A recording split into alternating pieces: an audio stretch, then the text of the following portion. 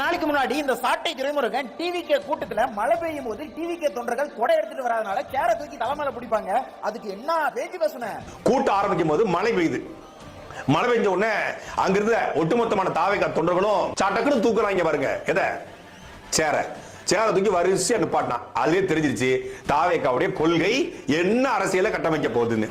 ஒரு கூட்டத்துக்கு வரக்கூடிய தொண்டர்கள் மழை பெஞ்சாலும் வெயில் அடிச்சாலும் அந்த மழையையும் வெயிலையும் தாங்கிக் கொண்டு நிற்கிறாங்க அப்படின்னாதான் அவங்க வந்து உறுதித்தன்மை கொண்டவர்கள். இப்படி வீரவசனம் எல்லாம் பேசிட்டு நேத்து கடலம்மா மாநாடுன்னு ஒரு மாநாடு நடத்துறாங்க. அந்த மாநாட்டுல மழை பெய்ய ஆரம்பிச்சதுமே ஒருத்தன் கொடையை தூக்கி பிடிக்கிறான், ஒருத்தன் சேர தூக்கி பிடிக்கிறான், ஒரு சிலர் செதறி ஓடுறாங்க. அண்ணன் சீமானே அதிரி போயிட்டாரு.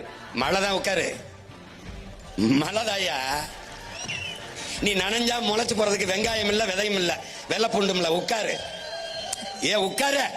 டே மழைக்கு மரியாதை கொடுக்க கத்துக்கடா. டே இறக்கடா, டே இறக்கடா, கீழே விட்டு உட்காரா. டே உட்காரா.